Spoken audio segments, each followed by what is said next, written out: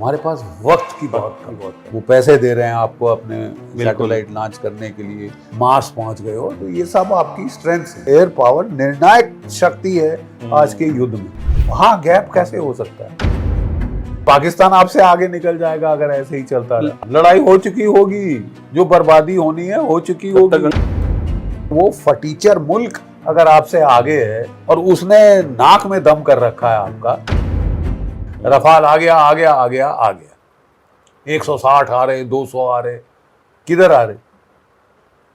नहीं आ रहे तो मारो रफाल को गोली, 200 आप सुखाई 30 और ले लो, क्योंकि आपके जैगवार रिटायर होने वाले हैं, मिराज रिटायर होने वाले हैं, आपके मिग 29 रिटायर होने वाले। तो खाली करके क्या सीटी बजाएंगे? घर भेज देंगे, साहब पैसे बचा लेंगे। पैसे बचा लोगे, आप नहीं बचोगे। या सर इसके पीछे ये भी हो सकता है कि जो बड़ी कंट्रीज हैं, चाहे अमेरिका हो, रशिया हो, चाइना हो, भारत को मजबूत होने देना नहीं चाहते हैं, इसीलिए एक अलग तरह की लॉबी काम करती है। जो भारत को चीजें मिलनी चाहिए वो नहीं मिल पा रही समय से। नहीं, बिल्कुल नहीं। वो लोग अड़ंगे लगा रहे हैं, जो लगाएंगे क्यों नहीं। लेकिन अगर वो नहीं चाह रहे तो क्या आप भी उनकी हामी में लाओगे? हमें नहीं चाहिए हथियार, अब आपको चाहिए, और कल के बजाय आज चाहिए। कल के बजाय आज चाहिए, क्योंकि लड़ाई कब होगी कोई नहीं कह सकता। और फिर उसके लिए कि मैं तैयार हो जाऊंगा तब मैं लड़ूंगा, लेकिन मुझे 10 साल चाहिए, 15 साल चाहिए, क्योंकि मेरे को भारत मंडपम बनाने हैं, मेरे को ये बनाना है, मेरे को ये हॉल बनाना है। वो सब बाद में। सब पहले तो अपना सुरक्षा को प्राथमिकता देनी होगी आपको। बाकी जगह खर्चा करने में हमने कोई हिचक नहीं देखी।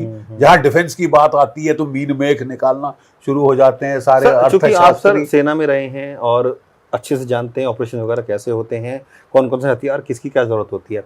अभी अगर सर मैं बात करूं भारत की, तो भारत के पास सबसे बेस्ट चीजें क्या हैं आपके हिसाब से, जो आपको लगती है कि भारत उसमें बहुत एडवांस है और भारत ही एक ऐसा देश है जो इसको बहुत आगे तक लेके जा रहा है? नहीं, मिसाइल्स में आप बहुत अच्छा कर रहे हैं। आपने ब्रह्मोस मिसाइल रूस के साथ मिलकर बनाए हैं। हमारा इंटीग्रेटेड मिसाइल डिफेंस प्रोग्राम आकाश, जो कि LCRM अब्दुल कलाम साहब ने शुरू किया था। जी। उसमें हमारी पृथ्वी सीरीज, आकाश सीरीज और क्या कहते हैं अग्नि सीरीज, ये सब बन के ये वर्ल्ड क्लास पे आ गए हैं। स्पेस में आप बहुत अच्छे हो, सैटेलाइट दुनिया के लॉन्च कर रहे हो। वो पैसे दे रहे हैं आपको अपने सैटेलाइट लॉन्च करने के लिए। चांद की बैक साइड पे पहुंच गए हो, मार्स पहुंच गए हो, तो ये सब आपकी स्ट्रेंथ्स हैं।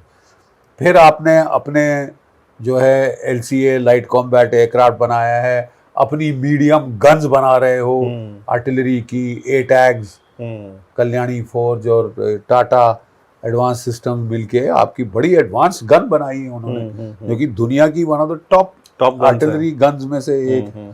सो हमने बहुत कुछ कर लिया है, लेकिन बहुत कुछ करने को बाकी है।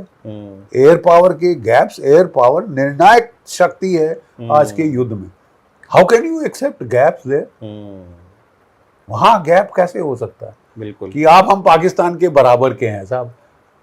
कल पाकिस्तान आपसे आगे निकल जाएगा अगर ऐसे ही चलता रहा। और अमेरिका लगातार उनको जेट्स देने की बात कर भी रहा है सर, कर भी रहा है। और वो फटीचर मुल्क अगर आपसे आगे है और उसने नाक में दम कर रखा है आपका, फिर तो आप खतरा मोल ले रहे हो ना सर, जान जोखिम में डाल रहे हो अपनी। जो मतलब बिल्कुल it is not, you have to be sensible. अगर मेरे दुश्मन, जानी दुश्मन, वो चीन से 5th जनरेशन फाइटर खरीदने वाला है, उसके पायलट्स चीन में ट्रेनिंग कर रहे हैं J-35 पे। और आप कह रहे हो साहब मेरा जो आम का है 10 साल में आ जाएगा, 15 साल लग जाए, शायद 20 भी हो सकता है, लेकिन 10 में कर देंगे। लेकिन और बीच में लड़ाई हुई तो फिर क्या करेंगे? मैं वही कह रहा हूं सर, वो समय चला गया कि हवा हवाई बातें अब ना की जाए। नहीं, अब हवा हवाई बातें आप अफोर्ड नहीं कर सकते था। आपको काम करना है, बिल्कुल, और काम भी स्पीड में करना। नहीं, एक है कि नहीं जी हो रहा है जी, कर देंगे जी, कोई बात नहीं, 10 साल में आ जाएगा, लेकिन आ जाएगा, लेकिन बहुत लेट आएगा। लड़ाई हो चुकी होगी, जो बर्बादी होनी है हो चुकी होगी। गंगा में पानी कहां से कहां निकल जाएगा, कहां तक बह गया होगा। So I think we have to be alert to the fact कि हमारे पास वक्त की बहुत कम है। वक्त, time is at a premium. जय भारत, जय हिंद सर। सर ने अंतिम क्षणों में एक बहुत अच्छी बात बोली कि समय की बहुत कमी है, और ये बात बिल्कुल सटीक बैठती है। समय ना तो ईरान के पास बचा है, ना अमेरिका के पास बचा है, और पूरा विश्व जिस तरीके से एक जंग के मुहाने पे खड़ा है, समय वाकई में किसी के पास नहीं खड़ा है। बख्शी साहब, बहुत शुक्रिया हमसे बात करने के लिए, और धन्यवाद आपका। Thank you.